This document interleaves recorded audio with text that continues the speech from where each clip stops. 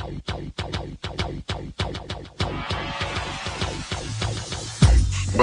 to the Odds Breakers, number one place for shared, sharp betting information. Welcome back to podcast 59 of 2024.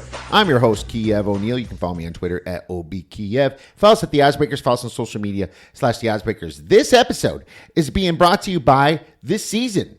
For the largest football contests in all of the land, please visit www.theszn.com/OB to get in 12 contests for half off at $60 for a guaranteed $50,000 to first place for your survivor pool, as well as a total of 12 contests, including our positive EV Odds Breakers Survivor. If you'd like to support the Odds Breakers and benefit from our premium plays, please visit theoddsbreakers.com, click on become a member, pick any for winning cappers, get the premium plays before the line moves. You can also support us on patreon.com. And if nothing else, please visit the Odds Breakers and become a free picks and Telegram subscriber. Contest weekend, my friends. Very excited to head out to Vegas tomorrow morning. Sean is actually, being that this is coming out on Thursday morning, it would be this morning. And Sean Kanaki is flying out tonight. And we cannot wait to get set up to do some podcasting from Radio Row. Come by and say hi. We'll have some hats to give away, some lighters, a few other things, stickers, possibly some shirts, and have a beer with us. We're going to be at the Circle all weekend and having some fun and talking to some of the past winners, as well as some very sharp people that are getting into these contests. So make sure you visit us at the Circa. We have a great show for you today because Kyle Hunter from Hunter Sports Picks is back to talk about college football. Finally, Kyle is back on. I think it's been all the way since spring since we talked. And we're going to talk about change of pace. We're going to talk about tempo changes for all the new coaches and new coordinators and things that are happening in college football, as well as week 0. We have a couple thoughts about week 0. I'm pretty close to making a play myself. But before Kyle comes on, I'm going to make sure to remind you that you have an opportunity to get our football packages for $100 off. Just use the promo code football24 at the Odds Breakers, or any monthly package for 50% off. You can also get into our premium insider package for only $50 a month. You will be an Odds Breakers member, get access to all our algorithms, as well as a guaranteed win. Otherwise, you get your money back for getting in. And this is all the way through the first month of football. We guarantee that you will be winners. I'm also going to talk about some preseason football right now because it's week 3 and preseason is rolling. I'm 9-4-1 in total preseason, and I'm 1-2 in parlays, so that would make me 10-6-1 total, winning some money. Gonna hopefully finish out strong here in the preseason, and I'm just gonna go over a few games. We gave out the Jets on the last podcast, if you remember, and there's some other plays that I want to talk about and some other plays that I'm pretty close to making myself. Actually, I'm going to give you a play that I don't have line value on. I actually took a bad number on this one, but I'm going to give it to you anyway. Obviously, hopefully they both hit. But either way, I disagree with the line move. But anyways, on tomorrow or today, Thursday, you're going to have the Colts versus the Bengals. The Bengals are plus 6.5. The total is 34.5. Zach Taylor does not care about preseason. We know that. I feel like the Colts are going to get Anthony Richardson going a little bit, as well as some of their starters. That's why you're showing such a big spread in this one. The Bengals, I think they're going to put up a little bit of a fight. I think just because the coach isn't motivated doesn't mean that the players aren't going to try to do something here. Now, Cincinnati, 1-3, Zach Taylor is in the final week of preseason, so that's a little bit worrisome. But Shane Steichen is 1-0, but this spread is a little bit too big. If this gets to 7, I will probably be on the Bengals. Bears, Chiefs, this keeps coming down because the Bears announced they're not going to be playing their starters, or at least most of them, and why would they? But at the same time, the reason the Chiefs are not favored is because the Bears' backups have been playing very good, especially that quarterback competition for second string between Rippon and Tyson Bagent. That has been a hot competition. Those guys are looking really good. So the Bears have a ton of momentum, and that's kind of why you're seeing the Bears as a slight road favorite here. I still lean the Chiefs here. I'm not going to play it, though, just because I don't want to get in front of that Bears train in the preseason right now. Maybe if I'm going to get in front of the Bears train, I'll wait for week 1 or week 2. Friday, you got the Jaguars at the Falcons, and the Falcons being very disrespected here. I don't know why the Jaguars are such a big favorite here. I suppose maybe Trevor Lawrence plays a series or two. I know the Jaguars have a good second string backup going, and the Falcons' second string has not really looked so good this year. But at the same time, the Falcons, they claim they won't play Penix, and that's why you're kind of going down the line, and that's why you're seeing such a big spread. But the 1 and 2 guy is out. You have to just wonder how good Taylor Heineke is going to play. And John Paddock. Yeah, I think Heineke's a decent quarterback here. I think the spread is also getting a little bit too big here. Looking to Atlanta. Miami versus Tampa Bay. Miami's probably not going to play their guys. Tampa Bay is going to play a few. Tampa Bay's quarterback has looked so bad in Kyle Trask. I'm not sure he's even going to make the team. And it's funny, this guy was like somewhat hyped coming out of college, but he's just been really bad. And you have John Wolford playing behind him. So you're probably going to see a lot of that. And that's why you see a little bit more of a home favorite here for Tampa Bay. I have no opinion on this game. This game is the one I don't have line value on. It's the Niners at the Raiders. The Niners are laying -6. The Raiders are dogs by +6. But here's the thing. I like getting on teams that really look bad, especially bad to the media. The Raiders know they played a ton of starters for a long time against the Cowboys, second and third string last week, and they looked like absolute garbage. I know they announced Gardner Minshew as the starter, but maybe that helps Aiden O'Connell a little bit in this game, and he can try to make up for some of those mistakes.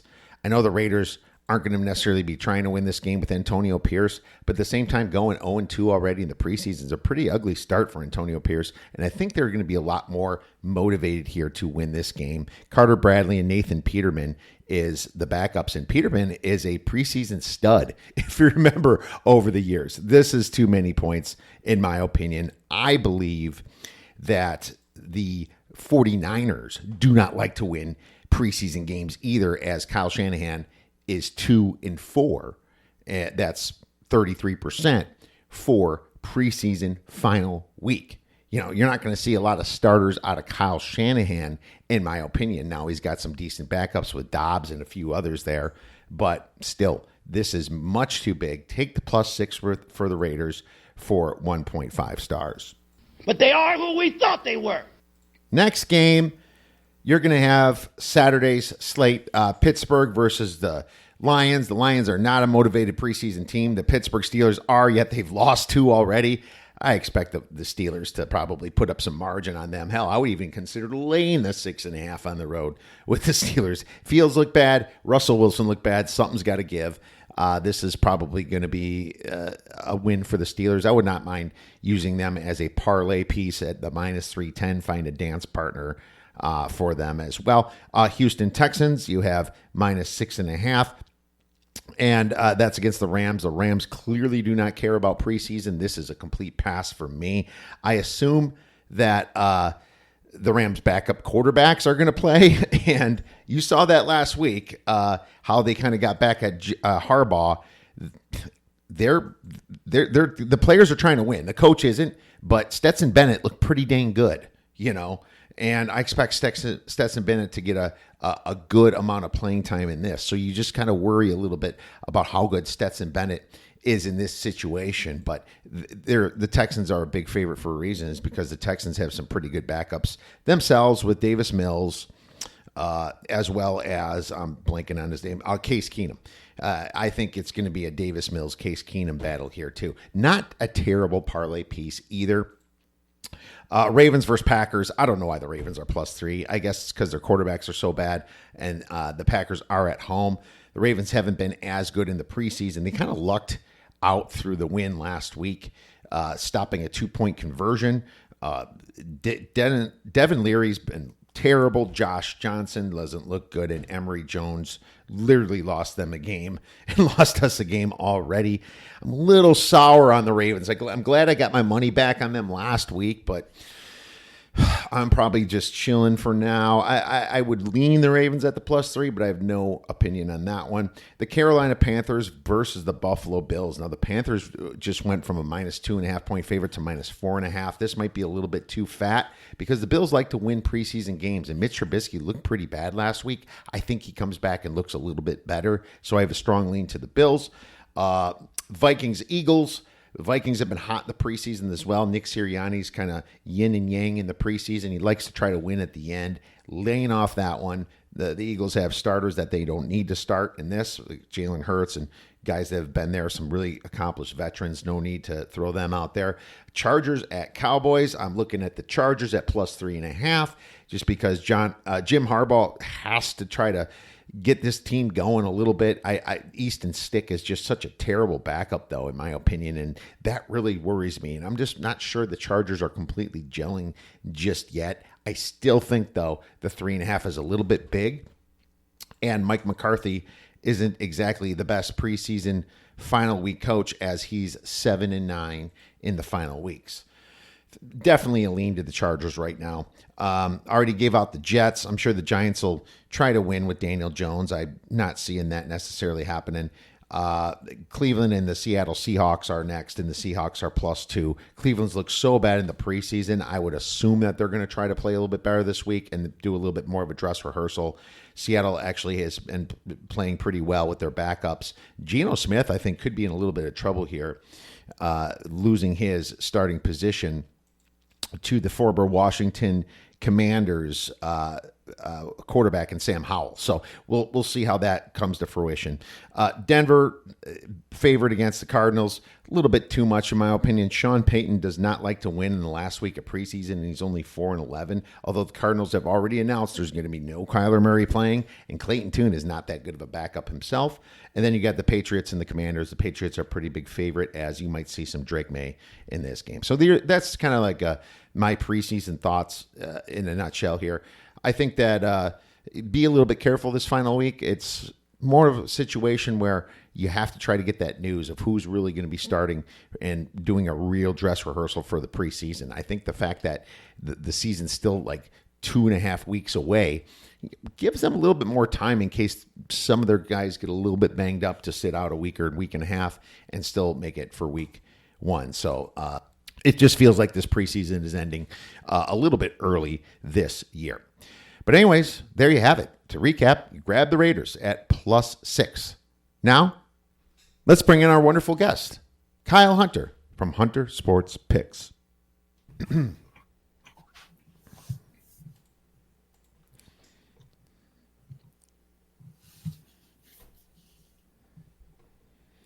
Now I'm very excited to welcome back one of our favorite and most knowledgeable guests when it comes to handicapping college football, and Mr. Kyle Hunter from HunterSportsPicks.com.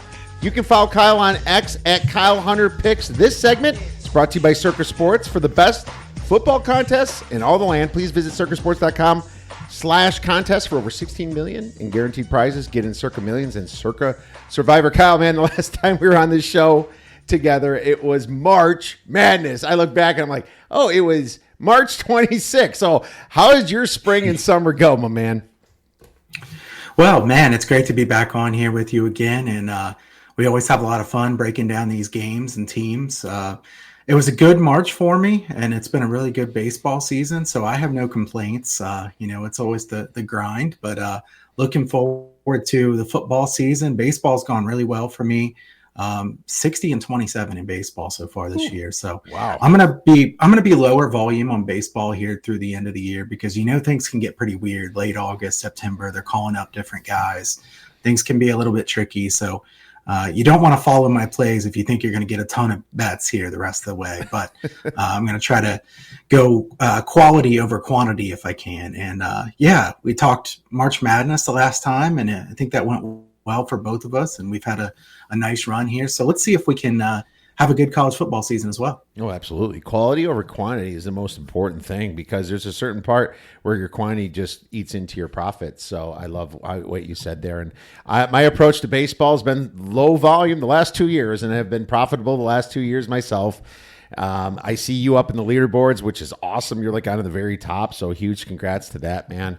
I'm a little bit under you, but hey, I'm trying my best to catch up. So, but at the same time, I'm not going to be throwing a ton out there either for baseball. It's going to be kind of fewer and far between, focusing a lot on college football, focusing a lot on the NFL now that it's finally here. But man, so whenever Kyle comes on, you know what's about here, and I'm real excited to talk to you about it, man. But what's more important, really, is what you're doing, a charity, and I think that's awesome. And I remember you doing it last year, and it seems like it's really grown. Can you quickly explain about what your charity is and how it's going? Yeah, absolutely. Thanks for giving me a chance to talk about this here. This is the third year I've done it, and it's grown a little bit more each year. This is the biggest one so far. It's fun. It gives me a little extra work, which sometimes it can be like, why am I giving myself extra work? But it's a lot of fun. It's a great cause.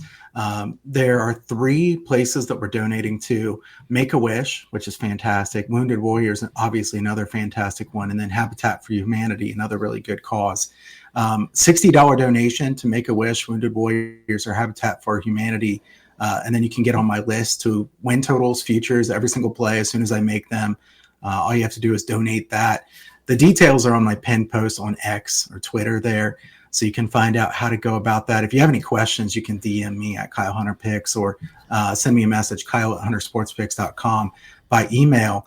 But the goal with that is to give back to good causes and try to make some money with the season win totals in the process. Last 2 years, we are 12-3 and 12-4-1 on those bets. So hopefully we have another really good season. And Kiev, I have to tell you, I was looking at this here just a few minutes ago to see what we're at as far as the donations. We are just barely short of $5,000. So like $120 some off or something. So I would love it if we could get a couple more of those, just so we can top the $5,000 for the first time ever. Oh, man. Well, that is wonderful. That is such a great thing you do for the less fortunate, Make-A-Wish, just all these great foundations that you're donating to.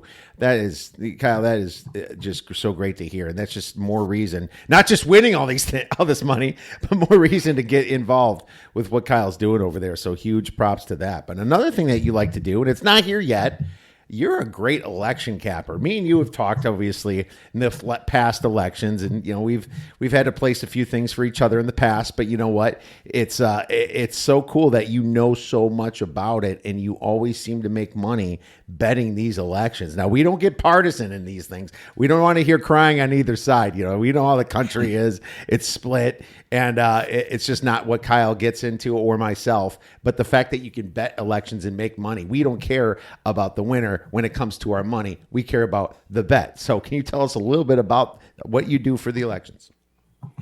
Yeah, absolutely. I completely believe, Kiev, that betting on elections is far easier to win money than betting on sports. And I think you can win money, obviously, betting on sports if you go about it the right way. But I think elections is easier because there's so many people that have so much bias that they think that their side is the only side, or that the side that they're rooting for, they have to put money on that side no matter what the circumstances are. If you can keep those political biases out of it, you can definitely make money betting on elections. Now, most people can't do that. And that's the trick here, is most people can't do that. Kiev, I've been told many times, like, you're this far right guy, you're this far left guy. It's amazing. Like, if you give some kind of prediction, somebody thinks that's who you are, that's what you are. Neither is true, but it's funny how when you give out any of those kind of predictions that immediately you're labeled as something like that. I just think, honestly, the passion that both sides have and the split that there is really makes a great opportunity, because some of these lines just make no sense, because we know based on trends, you look at results and how the county by county results have gone and how they've changed over the years. You kind of already can project what's going to be coming. And then when those election results come out, Kiev, you know this, I've told you before, some of the ways that I make the most money is on election night, just live trading the election. That's really the best, because if you put out some of the results from a county that you know is going to be liberal or conservative, but everybody else just sees, oh, the top line, look, Republicans ahead by this much, the Democrats ahead by this much, we have to go bet it. There's plenty of counties that are going to come in and be completely different than what's already out there. So you have to keep perspective and see what's still to come.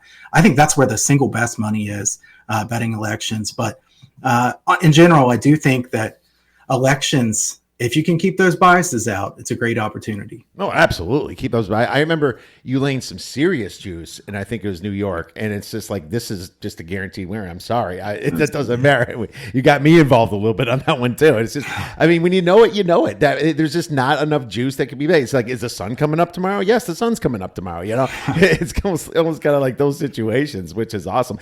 Real quick, before we get off election, is there any polls that are better than others that you know offhand?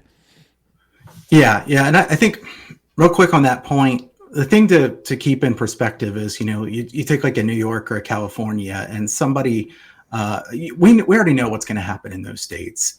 This is not like a football game where somebody could fumble the ball and somebody's going to run it back for a touchdown or something like this. We already know what's going to happen. So laying a decent amount of juice is something I'm more than willing to do in elections versus, betting on sports. There are a decent amount of people who, love to lay minus 300 in Major League Baseball. I don't. I never do that. I'm not going to do it because anything could happen in one game. I think it's completely different in the election. Now, as far as the polls, many polls are not really that accurate. And I think most people have kind of figured that out.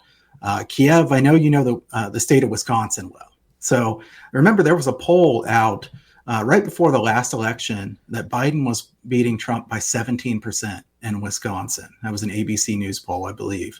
And he ended up winning by less than 1%. Yeah. So they were off by more than 16%. Not very good. If you're in the business of running polls, you don't want to be off by more than 16%. It looks pretty bad.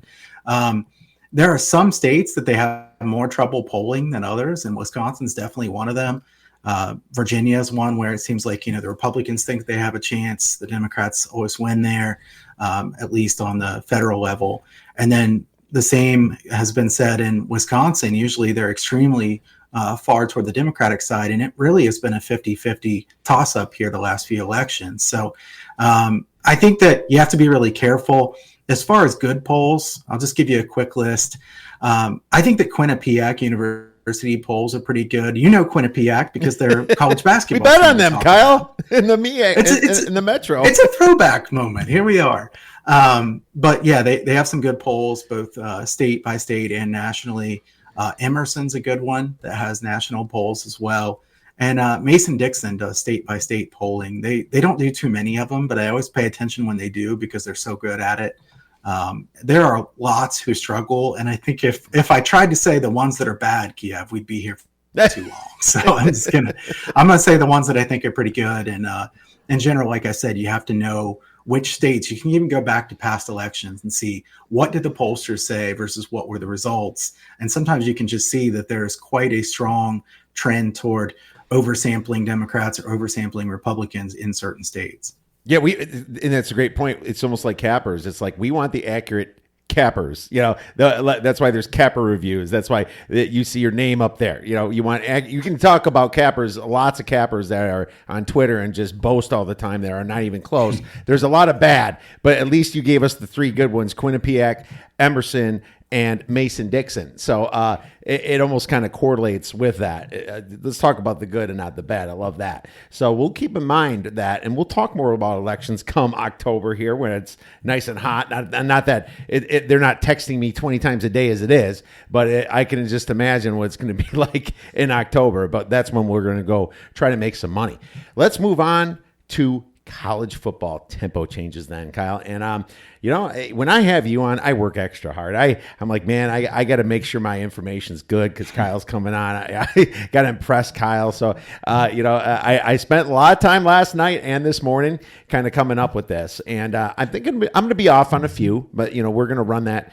I'm going to run that by you. And maybe there's one I disagree with you, but I think we can kind of just talk about the new coach hires and where they're at. and if you think it's going to be a little bit faster or slower. Now, we don't got to go over every coach hire because I think a lot of them there's a lot of continuity, Kyle. I mean, there's coaches that have been promoted, because some of the coaches left, right?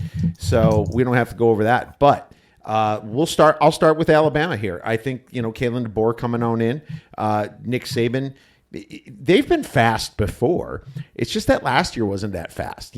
If you looked at some of their numbers from 2021, 2022 with Mac Jones, they had a pretty fast offense, but last year with Milroe, they didn't. Well, I think DeBoer speeds that back up a little bit. No, DeBoer wasn't that fast with Washington last year, and that was because they're blowing out teams. And I think at the end, they just had longer snap counts and didn't have to have as fast as a tempo, and they would just sit on the clock a little bit more.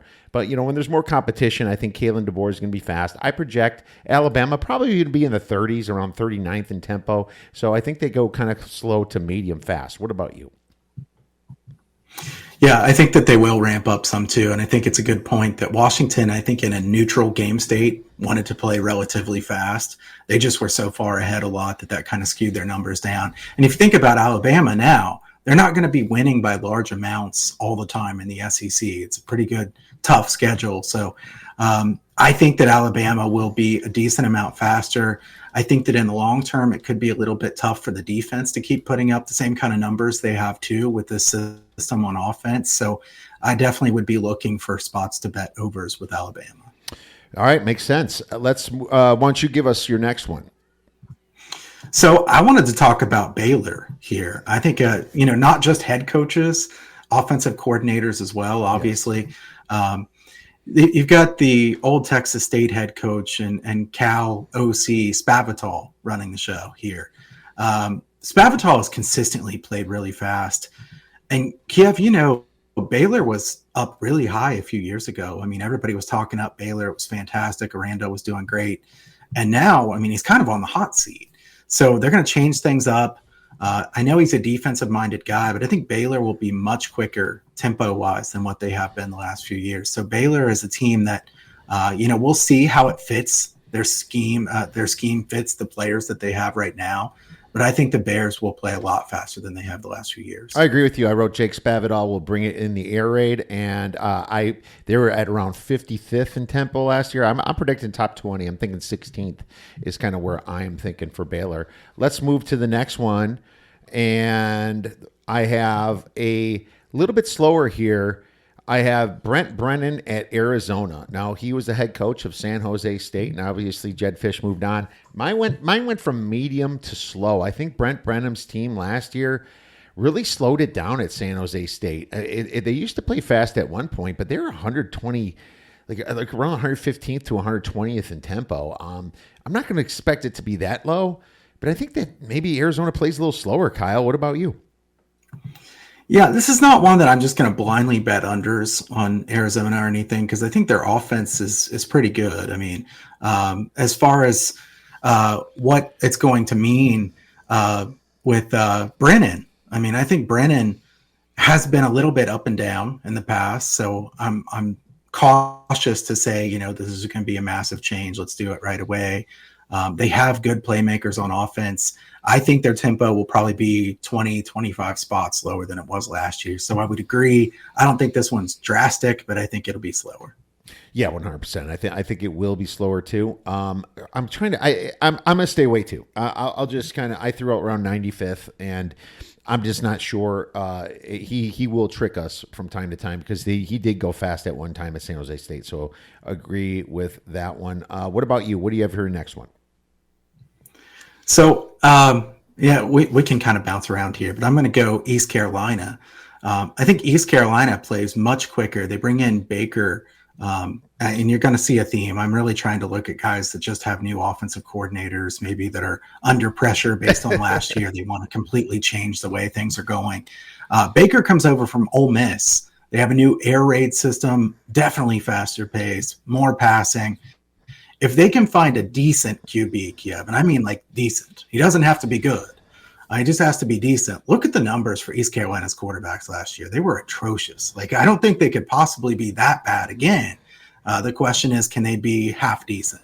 I think that East Carolina overs could make sense in some ways, but the pause I will give here is just a tempo change doesn't just mean I'm going to blindly bet overs, because I think East Carolina's defense is really good at stopping the run. The front seven on defense for East Carolina is very good. So I want to bet overs with East Carolina when they're playing pass-heavy teams, because I think their secondary is their weakness on defense. So in my notes, I have that I think they'll be significantly faster than last year, and I want to bet overs if they're playing a good passing attack. If they're playing a good running team, then maybe you want to bet on East Carolina, thinking that they can stop the run well. Yeah, that's a great point. Just because you're a fast tempo doesn't mean you can put up points. I remember Jacksonville State was all over the board last year. There's a lot of teams that, if they play fast and they can score points, that's kind of where you're at. And if they have usually a bad defense, thinking about Lincoln Riley, right, and guys like that. But yeah, I have East Carolina as one of my biggest ones with John David Baker coming from Ole Miss. I predicted 8th from 50th last year. So I completely agree with you. But at the same time, like you said, if that defense is so good, that could force some unders. Look at Florida State last year and how good their defense was, right? With that coach that came from Memphis, obviously. That defense was so dang good that you couldn't sniff it over. And especially you have to remember, Kyle and I talked about this big last year. We had that rule change last year where the clock stops until 2 minutes. That was a big change. And obviously that's going through this year too. So keep that in mind. Very good chance with it. Teams with defenses can really shut it down. I'll move on to the next one. And I have Boston College. I think Bill O'Brien should speed them up a little bit. Obviously, he was the OC at Alabama before he was at the Patriots, and that's when they were going a little bit faster with the Mac Jones. Alabama was 12th in plays per game. I expect a faster tempo, probably ranking around 20th this year for Boston College, Kyle. Boston College is one that I wasn't sure what to do with. I think that Boston College kind of has an identity problem. I want to see what they're going to do. Kiev, they've been a team that wants to run. They have great offensive lines. That's kind of how they win games. They don't have that same strong offensive line. Castellanos, I'm not really sure how you pronounce his first name, but he's definitely a good quarterback, but I consider him a good over quarterback because he could throw a 60-yard touchdown. He also could throw a pick six. So I do think overs are the way I'd want to bet Boston College. I don't know if they'll play quite as fast as what you're saying, but I think that overs are the thing that I'm looking for there for Boston College. Yeah, 100%. I'm looking at them too. We'll see if that defense shows up, but I'm looking at what they've been in the past. I'm going to say no. Your turn to give us one. Yeah, so I'm going to go here. We've been saying faster, so I want to say one that I think is slower. Northwestern. I want to get your input on this one too. You know the Big Ten really well. This is a conference that's near and dear to both of our hearts. It's getting bigger and bigger by the day, obviously. Northwestern brings in Zach Lujan from South Dakota State. I think it's going to be a slower tempo. They haven't really said for sure what they're going to be, and this is one that I want to be ready to adapt to. But Northwestern has consistently played fast the last few years. They haven't been good on offense, but they play really quickly. If they play that slower tempo and run the football as much as it looks like they really want to, because in the past, that's what he's done at South Dakota State is it's been a really good running game. If they want to run the ball that much, play slower, this is a team I want to look to see if there's some under chances for. And I think both of us would agree Northwestern, I mean, how did they win so many games last year? They had such a poor offense, terrible special teams, and yet they win as many games as they do. Obviously, credit to the coaching staff, very good coaching staff. But I think Northwestern will play slower, and I'm going to look for chances to take some unders with them. Well, with Cam Porter there, they definitely have the running game. And I think the way they try to win is to suck you up. And it was weird that they ranked in the low 50s in average possession length. I think it would benefit a team like that to play slower and try to shorten the game so they can, get a couple scores, get a couple turnovers that go their way. I mean, that's what happened last year. If you look at the outlook on this team, it's not good. But their schedule certainly gets hard now with the addition of, the Washingtons coming out. Now, Washington's obviously in a down year. But, now the whole Big Ten's opened up a little bit. They get Ohio State this year. They get Wisconsin, at least at home. They're at Michigan this year. and at Iowa this year. So the schedule can be a little bit tricky there. I suppose they should be playing slower unless they're getting beat by a lot. And that's my only question, Kyle. If they're getting beat by a lot, they have to kind of speed it up. Maybe a good live betting team this year. But I personally didn't have them completely pegged to go slower. So I'm going to look a little bit deeper into that now that you brought it up to see if they do go a little bit slower. I'm going to move on to Georgia State. You have Del McGee there, and he was an assistant head coach at Georgia.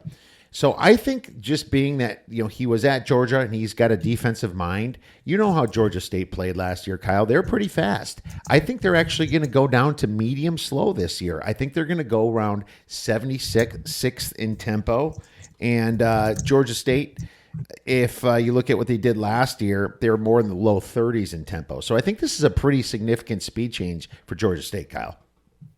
Yeah, this is one of them I had too. I think that they kind of have to do that too, because he's in a really bad spot. Like, he got hired late. They don't have the talent that a lot of the teams in the conference have. So it would only make sense to slow down and try to do the best you can to keep a game lower scoring. So although they haven't said, hey, we want to stall, we want to have low scoring games. Kiev, we talked about this before. Very few coaches say things like that. They always want to say, we're going to play fast. It's going to be great. But I think that they will want to slow things down. I think that while they don't have a good defense, they don't want to get into shootouts either. So their best chance is going to be to play slower, try to play keep away a little bit. All right. Well, you're next. All right. So next for me is Marshall. Marshall has been kind of back and forth. The Thundering Herd, they have been relatively fast even in the last few years, but this isn't necessarily a massive pace change as much as it is a schematic change. They want to run the air raid now. But what confuses me about this, Kiev, is they really don't know who the quarterback's going to be. And they've had trouble, it's like, wait a minute, he transferred in. He's not going to be here. Never mind. Is Pennington going to be the quarterback? Should we get somebody else? It's really interesting to have a team that is fully committed with, I believe his name's Deggy, there at offensive coordinator, that wants to run the air raid, but they don't really know who the quarterback's going to be. So I'm kind of low on Marshall just in general, because I don't like the situation of who's going to be the quarterback, but we're going to sling it around all the time. I think they'll play fast. Their defense is good. Their defense isn't as good as it was a couple of years ago. Marshall's kind of in that middle of the pack, and the Sun Belt's pretty good. I mean, we know the Sun Belt, there's some good football played there. This is not CUSA or something. Sun Belt is pretty tough. I think that Marshall will play fast. Will they be efficient enough to cover spreads or win games? I kind of wonder. And that's the ones that, they will if it works for them. But sometimes these teams will start getting blown out so bad if it's not working that they just have to slow it down just so it's not so embarrassing. We've seen that happen a lot with these smaller schools. Now, Marshall's a good name school, and Pennington, Chad Pennington's son, is going to be starting this year. So you wonder if he gets any better. He wasn't that good last year. So I circled Marshall as a possible sleeper out there in the Sun Belt. But it's just going to depend upon how that air raid does work over there. So great one to pick for that one. You mentioned Mississippi State already, so that was one of my big ones. Or did you? Did you mention East Carolina, Mississippi State? I didn't. I was going to say this one. I'm Jeff Labby. Are you serious? Yeah, I mean, he's coming in from the offensive coordinator at Oklahoma. I mean, I went slow to very fast. Mississippi State was kind of like a drowned you type, defense before. But if their defense isn't good, they ain't catching nobody. And they only really played really well in their Egg Bowls the last few years. I think that Jeff Labby over there is going to change some things, and they're going to go very fast. I have them projected all the way up to 8th in tempo. If the books can't catch up to this, jump on it quick, because this is one I have circled to kind of look at the first couple of weeks, Kyle. Yeah, I agree. I'm pulling up Mississippi State's schedule just so I can see the rundown, because Mississippi State, to me, looks like a team that could look really good against the weaker teams. They'll be able to run up and score quite a few points. But then as soon as they get against the better teams, they could be a good fade, because they're going to try to play really fast.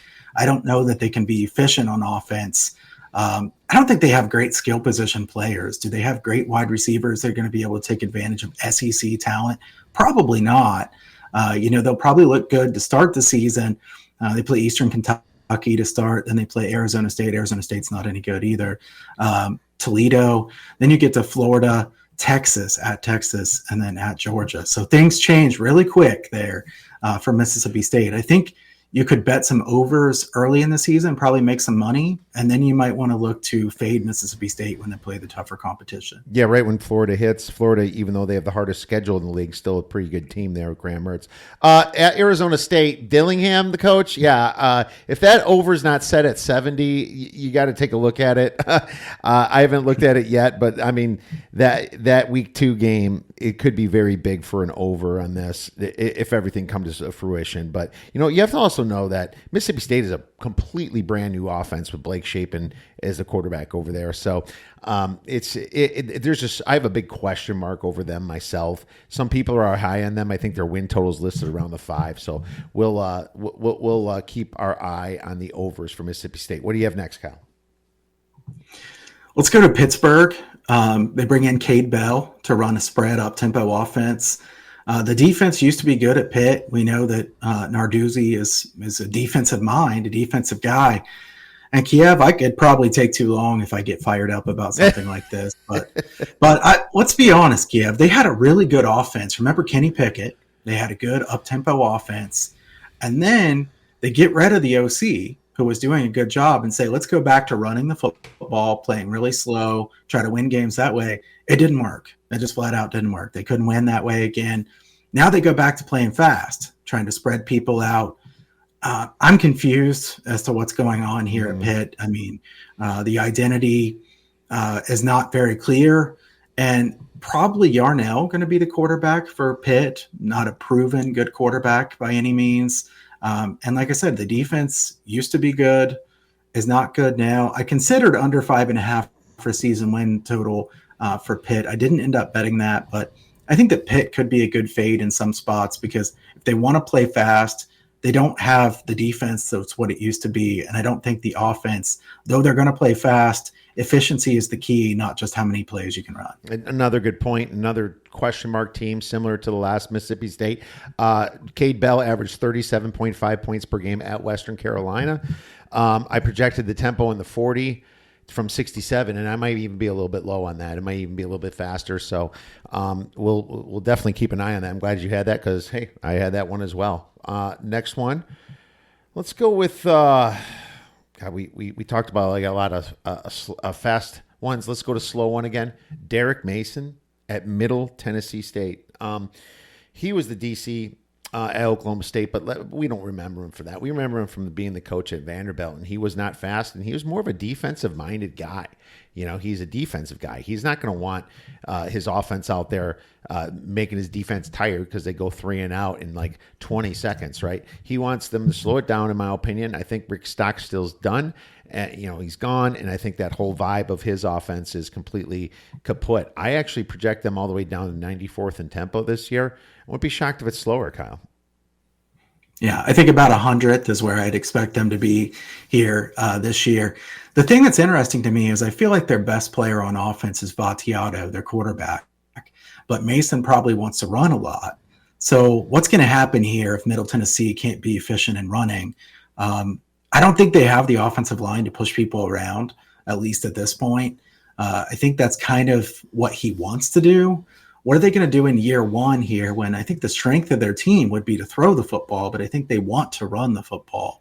I want to see what kind of run-pass splits they have for Middle Tennessee. They do play in a weak conference, so it's possible they'll have success, but this is a team that I would probably want to bet against more than bet on, at least to start with. Oh, absolutely. We will be fading them from the start. What do you have next for us? All right, so let's do San Diego State. I know you had to have this one as well.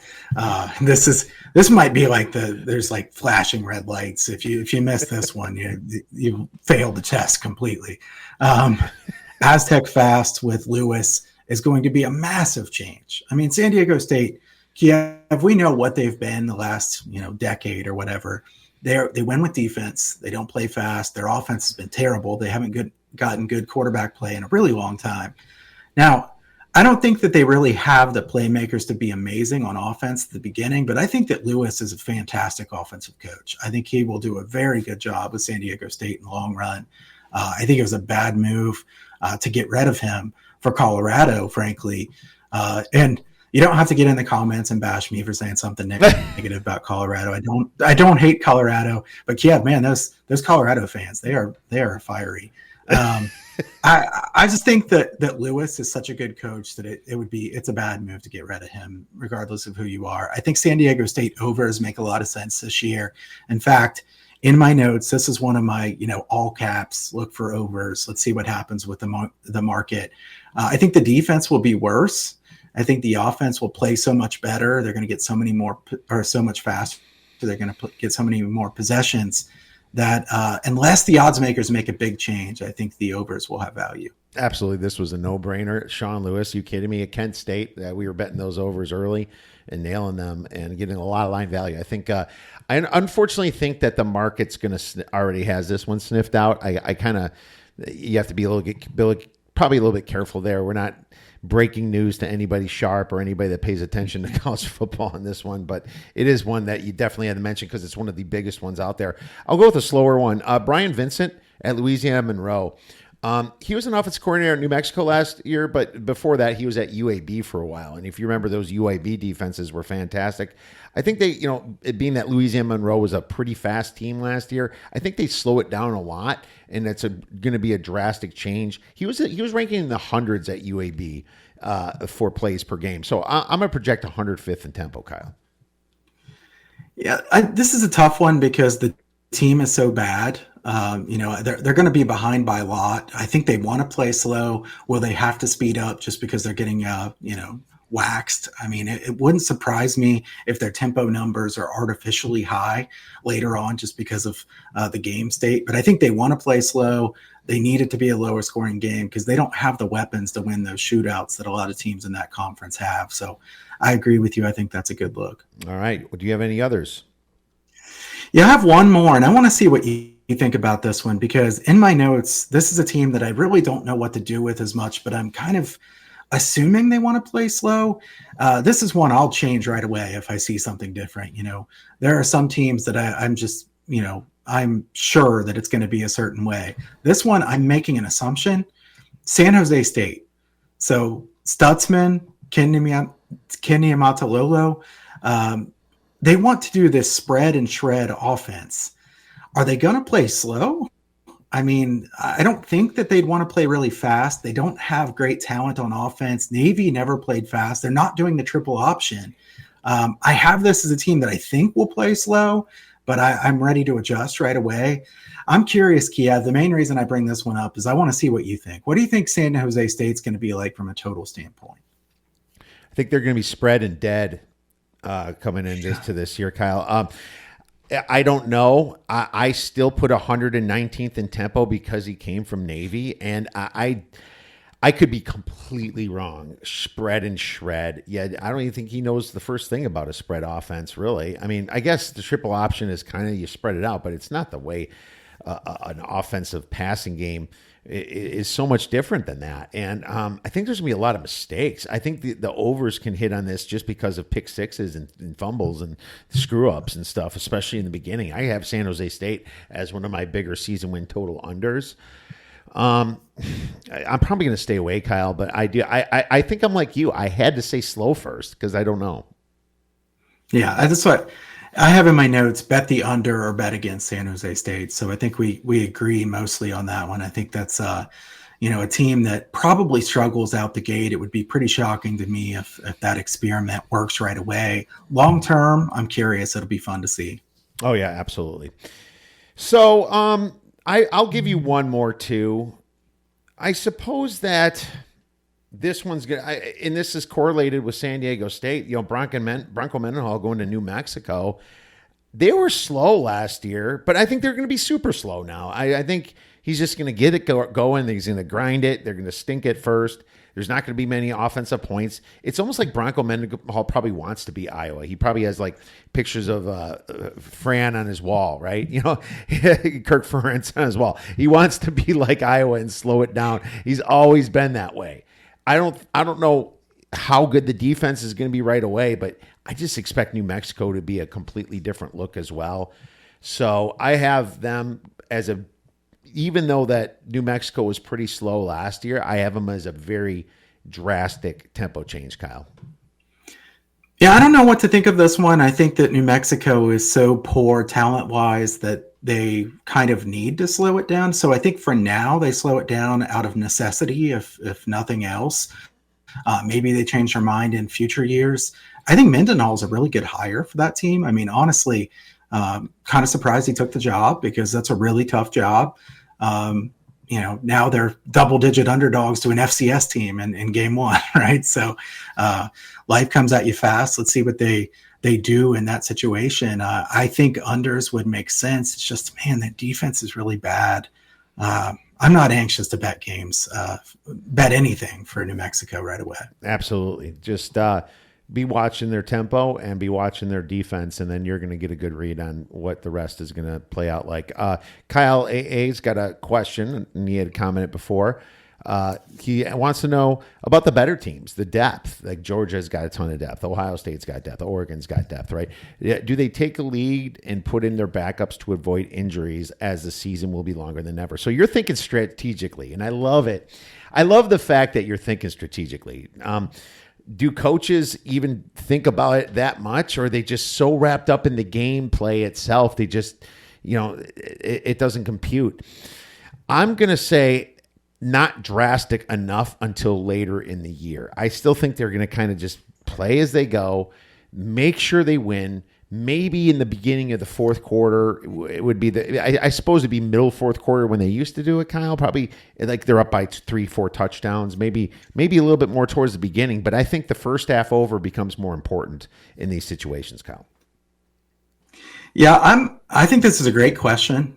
Thanks for the question. I think that the 12-team playoff does change the way people should think about it because you don't have to be in the top 4 anymore. You don't have to be top 2 like you were years ago. You just have to get in the 12-team playoff. So if you're a banged up team that's really good, you have less motivation to run up the score. Maybe unless you're like James Franklin, he just runs up the score no matter what. But the teams like Georgia, Ohio State, Oregon, these types of teams, in my opinion, I think we want to revisit this about maybe middle of October or something like that. Hopefully we can talk about this again then, because I think there will be a point when they're laying those big numbers, like you say, Kiev, that they probably do start thinking, do we really need to do this, or should we wait and try to be ready for the bigger games ahead? I do think there should be a shift in mentality. Some of these coaches don't think that way. I think some of them will. Let's find out who does and then try to isolate those teams. It's a great question. We'll table that I'll write it down and table that for later in the year just to kind of see how it's working out. So, we'll see if these coaches think more strategic, especially mid-season, coming on in. Let's go to, and by the way, I'm going to have an article posted out probably by the weekend, actually, and if not Monday, on all these tempo changes and even the coaches that have small tempo changes that Kyle and I just did not cover. So I'll have that out over at the Odds Breakers, and I wrote a few down that Kyle mentioned that I'm going to be adding with credit to Kyle. Let's go to season win totals, Kyle. And I've been talking about these quite a few times in our last few months here, but I really want to hear what you have. And now Kyle's not going to give away all of his, obviously his big ones he's going to have for his charity donations and that wonderful system that he has for charity. But let's just kind of go conference by conference, see if you like anything right now at the current numbers, starting with the ACC. Anything in there currently that you entertain? ACC, definitely want to look at what the lines are now, because I don't want to do the past post of, hey, this was a great number. That doesn't help anybody. Right. ACC at this point, I like Stanford over 3.5 some, but I think the juice has gotten a little out of control at a lot of books. So it depends on what kind of number you can get. Maybe minus 160 at DraftKings. Yeah, and I see minus 190 some places. That's just out of control. No way I'd take that. I think I'd take it at minus 150 or better. I don't know that that's out there now, and I don't see any others that stand out to me. I do like Duke under. I took Duke conference games under, conference wins under 2.5. Nice. So I think that's probably my favorite is Duke conference wins under 2.5. The juice has gone up on that too, so I definitely shop around. But that's probably my favorite here. Duke conference wins under 2.5 because they have an easier non-conference. But yeah, it's minus 190. I mean, it's like, why don't you just move it to 2, and then you'll still have minus 120, minus 130. I think it's like 70 cents between these half games, I think there probably are some 2s out there. And if you can get like 2 at a flat number instead of minus 190 for under 2.5, you should do that. Yeah, Duke without Elko there, and they lost everyone. They'll definitely be struggling. Let's move to the Big Ten then, Kyle. Anything you like in the Big Ten? So in the Big Ten, am going to take Maryland under 4.5 season wins for the conference. So again, this is conference only. You need to look around. Not every book is going to have this. Loxley's teams usually play well early in the season. They don't play well later in the season. I think under 4.5, I saw minus 155, I believe it was. I know that's quite a bit of juice. You could take under 4 at even money or even a little bit of plus money if you prefer. I do think it's worth laying some juice on some of these. So I'm curious what DraftKings has here now for 4.5 Maryland. 4.5 regular season, conference season. 4.5 juiced at under minus 160. See, Kyle, you move the lines too much when you bet them, so that's our problem right now.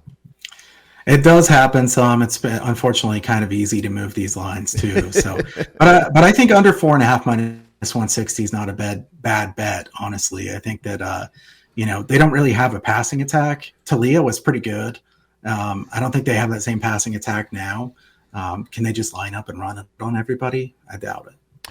Yeah, I doubt it too. I've already given out these, but I'll just stick to my Indiana over 5.5. I'm not sure where it's at. It. Yeah, it's still at minus 170. I mean, they basically became James Madison, and James Madison was better than over half the Big Ten teams last year. Why would you not do that, especially when they have a pretty easy non-conference? Kirk Cignetti comes in with about 15 to 18 transfers, Kyle, and he's not grabbing the bad kids. He's saying, "Hey, kids, we want to come to Division Power 5 football." They're like, "Yeah, let's go to the Big Ten and beat up some teams." And not only that, they get a pretty favorable schedule, being that they were those East teams in the Big Ten that now aren't guaranteed to play the big 3, Michigan, Penn State, and Ohio State. And of course, Michigan State when they're good, but it certainly opens it up for them. So I am with you on that. So any comments on Indiana? Love Indiana over. The only reason I didn't say that is because the juice has changed so much from the time I bet it. So I think maybe you and I had a role in that one going up. But I think Cignetti's fantastic. Kiev. I would also look to bet Indiana against the spread game by game. Yeah, absolutely. I'm excited for Indiana this year. And with all the transfers now, it's not like a new team takes to gel. It's not like, there's a brand new recruiting class that's going to be a while. No, these guys played football. They played college football. They played for Kurt Cignetti already. So I am pretty bullish on Indiana. Let's move to the SEC, man. How about the big old, bad old SEC? What do you have for anything in that conference? It's kind of on brand for me, Kiev, but I don't like anything in the SEC. I don't think I made a single bet in the SEC. I usually like the smaller ones, that some of those ones that everybody else overlooks, but I don't like anything in the SEC. Oh, you grump. I took Florida over 4.5 just because I think it was disrespectful. Yeah, Graham Mertz, his completion percentage was 72, 73%, but his ADOT was only 6.4 or something like that. He had one of the lowest ADOTs in the whole industry. But it's the same thing, they're kind of playing with house money right now, kind of like nobody's, nobody believes in them because they're scheduled. They get to hear that all year from everybody. And, these kids are still touted recruits and very, very good NIL money in Florida. I think maybe Graham Mertz does have his big year finally. I think he got rid of his yips last year. He used to have them at Wisconsin. So I'm going to go Florida over 5.5. And I did take Bama under 9.5 at a decent number. I love Kalen DeBoer, but this is just a new conference. It's a super conference. You're going from the Pac-12 to the SEC. You get a little bit of a honeymoon too, not much because it's Alabama, but that I'm not a big Milroe guy, and I think that defense is going to take a big hit from what it was last year. I kind of blew over the Big 12, Kyle. I forgot to mention the most competitive conference in football. What do you have in the Big 12? Yeah, Big 12 is going to be fun this year. I'm looking forward to Big 12. I think it will be very interesting. Big 12, I've seen several of these lines move again, so I'm just kind of looking as we go here.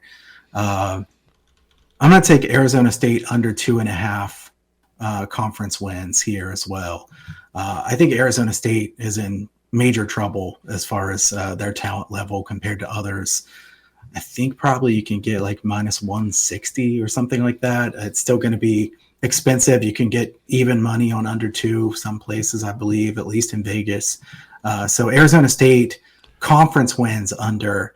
I'm kind of going to the conference wins more because these are not as widely seen as the others. So we have to kind of go under the radar when we're this close to the season. Without a doubt.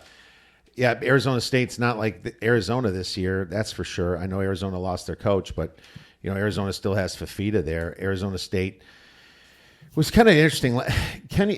Dillingham actually, I thought, did a pretty good job over there, but Kenny again. I feel like this was just a team that was kind of left with nothing themselves. They're changing their quarterback out. I think it's going to be Sean Leavitt or Sam Leavitt is their quarterback. They don't return a lot of offense. This is a team that I wasn't able to get a lot out of it. And it's funny, I live in Arizona. I probably live about 25 minutes from campus, and I can't even get a lot of information on the Arizona State Sun Devils. But I will say that under 2.5 is kind of hard for me, Kyle. It's minus 125. I think I disagree with that one, and I disagree with it because I think the Big 12 is just, there's nobody that are that high up top, and there's about Arizona State's not one of the 12 that I make a case to possibly be in the championship game, but I could see them winning against Kansas at home, at Cincinnati. I could see them winning BYU at home. At Arizona is a rivalry. They'll probably lose it, but Arizona lost a lot of guys to Washington. I see 3 wins, so slight disagreement from me. All right, I like us to disagree once in a while, Kiev. We agree a lot. I know people like to hear disagreements. I think I'll stick with my under 2.5. If you look at the schedule, they're going to be big dogs in a lot of games in the Big 12 here, so they're going to have to pull off some big upsets, I think, for it to work out. Do you think that they can beat BYU at home? They're probably favored in that game. Do you think they can win a game like Kansas at home? Can they beat a UCF at home? I don't know. I mean, I think UCF's pretty good. I think they're going to be a double-digit dog a lot here. So I'm sticking with my Arizona State under 2.5. This will be like a bragging rights bet here for us. I think so. We're going to remember this one. And at Texas Tech, maybe there's just a few wins that are conference wins that could happen. It's all going to come down to this Arizona game. Watch, they're going to have 2 wins coming down Arizona. You'll be feeling pretty good about that one, Kyle. I'm sure you will. But if that's the case, I can just take a money line bet on Arizona State. There you go. Anyways, let's move on to the next conference. We already covered the SEC. What do I have listed here? Independence. What about Independence and the Pac-2, Kyle? I don't think I have anything on these. Yeah, nothing on the Independence or Pac-2. It's sad to say Pac-2, Kiev. I'm going to miss the Pac-12. The Pac-12 after dark. Fantastic stuff. So nothing for me from this. All right, Pac-12 minus 10, we'll say. Yeah, it's really sad. I would just be happy as a clam if one of those somehow went undefeated and made the playoffs. That'd be great, it would be just wonderful. Okay, let's move on to the American Athletic Conference. Kyle, what do you have in the American Athletic? All right, so I like East Carolina. I talked about them earlier. You can still get over 6 some places. They went 2-10 last year, Kiev. So people are going to say there's no way East Carolina can win this many games. I think East Carolina can improve a lot this year. I still think Mike Houston's a good coach. They lost a lot of really close games. And East Carolina is not going to be a big dog in any game other than at Liberty. So they have a chance in just about everything. They play Norfolk State, Old Dominion. They play Temple at home. Temple is just awful. Navy won't be very good. They play them at home. I feel like East Carolina is going to have a big flip here. They played a really tough schedule last year. Very easy schedule this year. I like over for East Carolina. I'm so with you on that one. I took it. I think I got a good number at 6. The juice keeps going up. I love it. They have the easiest schedule avoiding the top in the whole American Athletic Conference. How about Conference USA? Conference USA, real quick. I'll take Sam Houston over 4.5. This is way off the radar. This is on my brand for sure. This is Sam Houston team that looked horrible at the beginning of last year. But remember, they looked pretty good at the end of last year. They almost beat Liberty. I mean, this team was really playing well at the end of last year. They're well coached. Conference USA is ripe for the taking. Other than Liberty, nobody's very good. Jacksonville State is good. They're well coached. Western Kentucky is decent. They have liabilities too. A lot of Conference USA is so weak. I think Sam Houston's going to take a step forward this year. Well, my vacation to San Antonio, Houston, and Austin over the summer, I learned a lot about Mr. Sam Houston, General Sam Houston, but I didn't learn a lot about the football team, Kyle, so I'm not going to disagree or agree with you in that one. I think this is just, it's Liberties, but if I was going to be a little bit of a contrarian against Liberty, I would go UTEP. I think they have such a big change bringing in that new coach from Austin Peay there, and he's bringing with him a ton of guys, and they won a lot of games. Maybe they can just be super sneaky this year and get over 4 wins. You're bringing a team that kind of brings a lot of transfers with him, and they gelled. And I know it was FCS, but there's a lot of bad teams in Conference USA, in my opinion. So I took them at 60-1 to win it, and that means if they play like Liberty in the championship game, or it could be Texas State. A lot of people are high on Texas State. I have a fantastic hedging possibility. So that's what I'm kind of hoping for with UTEP. What about the MAC? Return of the MAC, Kyle. Ohio under 6.5 was my favorite bet here. Ohio just returns next to nobody. They had Rourke, remember, and then the backup Harris, I believe it was, and both of those guys are gone. And they come in with Parker Navarro, big step down. I think that Ohio, too much turnover. The MAC is not a good league, but there's too many teams that are kind of moving up. You've got Western Michigan should be better. You've got several teams that are always going to be decent. Toledo, Miami, certainly. I think Ohio takes the step down from being in that upper class to slipping down. Now, their schedule's not too hard, so they probably still have a decent record, but I think under 6.5 is a good bet. All right. Yeah, I think Ohio does take a huge step back from what they were before with Rourke being gone. He was kind of like the soul of that team, and he transferred out now. So what team did he land on again? It's just where did Rourke go? Indiana. Yeah, Indiana. Duh, that's right. Yeah, he's the one that's going to be. Yep, that makes me feel even better about Indiana. So there you go. Yeah. Next one, and the MAC. For me, I think that Bowling Green, I think it's their year to make some noise. I know that I did go under in Toledo because Candle I'm not a big fan of, and he lost everybody. Daquan Finn went to Baylor.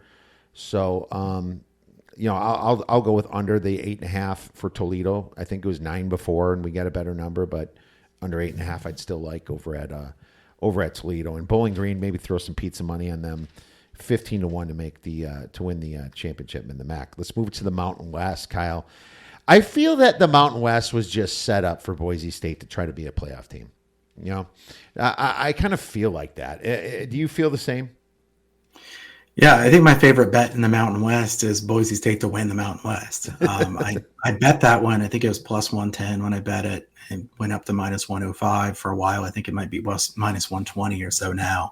But if you think Boise is going to be in the title game, they're going to be a lot more than minus 120 in that. So I think Boise State to win the conference is still my favorite bet. Yeah, absolutely. And I'm not even sure if Malachi Nelson is going to be their quarterback. I think they're like it looks like Madsen. Yeah, Madsen. They like him more, but it's still two good quarterbacks. And you remember they had Green last year. Their schedule is so easy. They avoid Fresno State. Their tough one is at UNLV. Okay, so I'll give them that. And UNLV is nice, but they avoid Fresno State. They avoid Air Force, I believe, and I think they go to Colorado State, or they actually they avoid Colorado State completely. I believe they have a very set up schedule for them. I'm curious to see what Hawaii does. A lot of people are high on Hawaii, and I like Hawaii. I love the Rainbow Warriors. I hope they do well this year. They have a really interesting situation with Delaware State and their plane issues. Like, they can't even figure out how to get to Hawaii for this early game, Kyle. And I think a lot of people are going to be laying the 38 points or something for Hawaii if the game even happens. I don't know if you heard about that, but that's some interesting fodder that came out yesterday and today. Well, what do we have left? The Sun Belt, the Fun Belt, Kyle? Sun Belt. The Fun Belt. Yeah. What's going on in the Fun Belt? All right. I like a lot in the Sun Belt, but we'll just go one here. I'm going to take Troy under 6.5. I think Troy, so much turnover, much worse at quarterback, much worse at running back. They don't have the defense to just win games with the defense like they have in the past. I think the rest of the Sun Belt, a lot of teams are improving, and you have Troy going the other way. I think things could go sideways pretty quickly there for Troy. You're going to kill me on this one. You're going to kill me. I took Arkansas State over 5.5 with Butch Jones. No, yeah. I like it. Yeah. We used to fade Butch Jones, but I know. He's gotten better. I mean, he's got that offense humming, and the defense is suspect. But South Alabama's taken a hit this year. And I love your Troy bet. You are right. Troy lost everybody. Troy's taken a big hit this year. And even James Madison taking a hit because they lost everybody, right? App State is kind of like the Boise State of this division. But if I can just get Arkansas State to the title game or something, you sprinkle a little bit and you can hedge out of it, that's one I'd be interested in. But I think this is also Appalachian State's division to lose. And Texas State is what I said before about conference. You say I meant for the Sun Belt. Texas State's actually a trendy pick for people that like the coach over there at Texas, CJ Kinney over at Texas State. And so I think that it's probably between those top two, but I'm kind of hoping Arkansas State can actually make a little bit of noise this year. So there you have it. We just covered some great season win totals, some numbers that are actionable right now. Kyle and I mentioned that, and thank you for that, Kyle. Some great plays, and I'll probably be joining you on the Troy under. But what I want to talk about now is college football week 0, baby, because it starts this weekend. And we have a couple games. You don't have exactly the big flashy games this week. I mean, I guess you can say the Dublin game. Last year, Notre Dame played Navy, and I watched that from the Circa. I'll be up at the Circa again watching the Florida State versus Georgia Tech game. And what's interesting about this, it's a little bit earlier. Last year it started later, but this one's starting at 9 a.m. Vegas time, probably noon East Coast time, so that they kind of get the time back on correct. But what are your thoughts on week 0? Is there any good trends to talk about as well?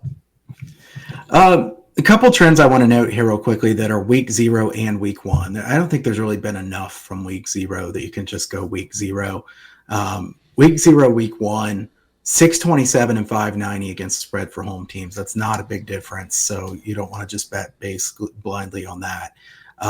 Totals, though, stronger angles, 56.5 or higher totals, 212 and 159 to the under since 2006. So really good, strong angle there. 55 and 31 to the under since 2020. So we've had some really good unders here in week 1. The offenses take a little bit of time to get going. I think that makes sense.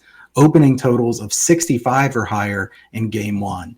Something that we're not going to see this week, but we are going to see for week 1. So you can write it down. Remember that one if you're listening to this. Opening totals of 65 or higher in game 1, 52 unders and 28 overs since 2006. And they're 17 and 4 in the last 21. So those high unders have been really good. From a side standpoint, nothing stands out. Nothing stands out. So high totals, you're looking towards the under basically in week 0 and week 1.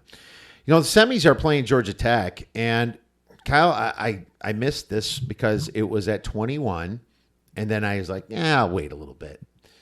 It was at minus 121 in the juice, and then that moved to 21.5, and that's the Georgia Tech team total. I wanted the Georgia Tech team total because First of all, last year when they finally kind of got together, the whole year they didn't score less than 21 points. And they played at Clemson and they played Georgia. They scored over 21 or more points against those teams. And I'm thinking Florida State, it's a neutral field. I know Dublin's Dublin. I looked at the weather. It's pretty good. Could rain, but mostly before the game. It's not supposed to rain during the game. It's a nice football weather, like 65 degrees. I was thinking Georgia Tech should be able to put up over 21 points, but a lot of the sharp money's on the dog here because this was plus 13, Kyle. It's all the way down to plus 10.5, and actually now plus 10 at DraftKings. So it's one of those that I'm like, oh, geez, I just missed out on the team total on this one. Maybe it comes back. I don't know. But actually, it's at 120. You can get at minus 127 right now at 21. 21 is kind of a key number, I think. So I don't want to do 21.5, but that's right now my lean for week 0. What about you? Yeah, you got to take 21 instead of 21.5. And I think there might be other books that still have 21. I'm going to look at that after we get off here today because obviously shopping around, vitally important. The weather in Ireland is tricky. And this is why I don't think I'm going to bet the total.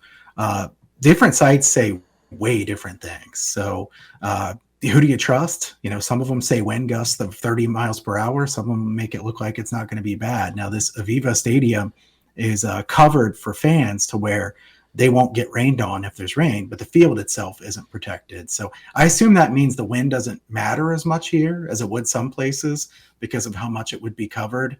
But that's something to think about. I think the biggest difference in this game is in the trenches. Norvell's done a really good job getting the offensive line so much better at Florida State. And the defensive line still has a ton of talent.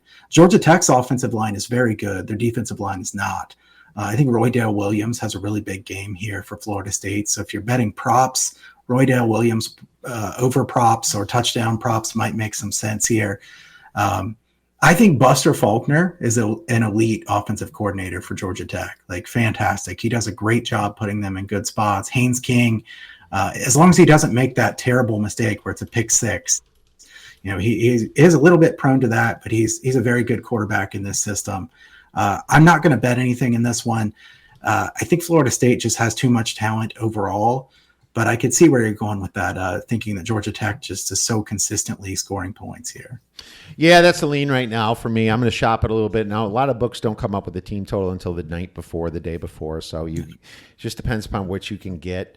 If the weather looks good, I expect maybe a little bit more towards the over, which would hurt you. But if the weather looks bad, the team total will go down too with it. So I'm kind of I'm not going to be heartbroken if I miss out on bet. It's early. I'll just enjoy watching the game. I can live bet this thing too, and that's what's great about sports these days. You can live bet it, and it's fun to do that. And so that's the one I looked at. But to be honest with you, Kyle, a lot of these games are right on my numbers. I have Florida State minus 12 in this game. I have SMU minus 24 in this game. It's 24.5 right now. At Nevada, a ton of money came in on Montana State against New Mexico. It's all the way up to 11. Now, can Bronco Mendenhall get these kids fired up to be disrespected against an FCS opponent? Montana State's very highly ranked on Sagarin. You look at it and it's kind of the spread should be 9 or 10 according to Sagarin. This is what you're getting. And of course, the only other ones, Delaware State against Hawaii, and I already mentioned those woes. Any other looks? So I think it's fascinating that Montana State is, I believe, the biggest favorite FCS team has ever been against a FBS team. I'm pretty sure nobody's ever been minus 11. And they're playing on the road and they're minus 11. It tells you what people think of New Mexico. I don't know FCS teams near as well. I feel like I know the FBS teams really well. FCS teams, not really my thing as much, but I thought the same thing that what you just said there. Like, Bronco Mendenhall is a good coach. Wouldn't it be like, if you're Bronco Mendenhall, don't you go in the locker room and say, you're an 11-point underdog to an FCS team? Like, these guys think you absolutely suck. So, go out there and prove them wrong. I think I would probably lean New Mexico plus the points at this point. I understand it. I think this one opened Kiev at like minus 4 or 4.5 for Montana State. So there's been some serious sharp money come in on them. I understand that move. But at this price, you want to lay 11 with an FCS team. I think that's super hard to do. The other game that I would want to touch on here, it's briefly, also in New Mexico. Yeah, I know. That's crazy. That's crazy. I mean, it's not like they're going to Montana. Yeah, it's crazy. How about SMU and Nevada? Let's touch on that one just a little bit here. SMU, really talented team. I think SMU is ready for their transition up into a much tougher conference. Are they going to be able to play with the best teams in the ACC? We'll find out. We won't really know the answer based on this game. Nevada is just one of the very worst teams in the country. There's no look-ahead spot here because they play Houston Christian next week. To me, Nevada may have made a good hire for the long term, but there's just hardly anything anybody could do to make this Nevada team win right away. I think my favorite play in this game, Kiev, is this SMU team total over in some way. Now, this one's not out there too much. I saw over 41.5. I think we'll probably be able to get 41 or 40.5 later in the week if you wait. The other thing that I think I would like here is an SMU first half team total when it comes out. Now, that'll be a lot closer to the game. I think that SMU can kind of jump on Nevada in a game like this. Nevada has Lewis as their quarterback. Chuba Purdy still hurt. Lewis has proven that he's not a very good quarterback. SMU's defense is going to get after him. Nevada, a couple of their best players, Davis Mallinger was probably going to be their best defender. He got arrested. He's out. I don't think that Nevada is ready to stop this SMU fast-paced attack. So I'm going to bet SMU team total it over in some way. I haven't done that yet, but if you want some kind of action this weekend, I think that could be a decent play. I like it. I can't trust the other team to score. Maybe they get right to 55 points, but it might be all SMU's 55. It could be one of those situations, man. We'll love it, Kyle. Great stuff. Really appreciate you breaking stuff down. It's been a long time. I always enjoy having you on, Kyle. Thank you so much. Where could our listeners get your wonderful information in place? Yeah, I can go over to huntersportspicks.com. I've got my early bird prices up right now through August 27th. So when you're listening to this, it still should be up, and the discounted price is by about $50 across the board. So if you want to get on board here this year, 156 and 94 the last 3 years in college football. Last year, I did not do as well in college football. Hoping for a bounce back year. I had those 2 great seasons. Last year, a down season. Always transparent, certainly. Put a lot of time into it. Looking forward to college football for the year as well as the NFL. And you can find the past for both of those together over at Hunter Sports Picks at a discounted rate there for the package of those two. Make sure you check out Hunter Sports Picks, and we'll be texting Kyle. We're really excited for college football and having you back on shortly. So everyone tune into that. Everyone enjoy the rest of your week. Really enjoyed having Kyle on once again. Make sure you get those plays Kyle put in. Enjoy all the games and go get some winners.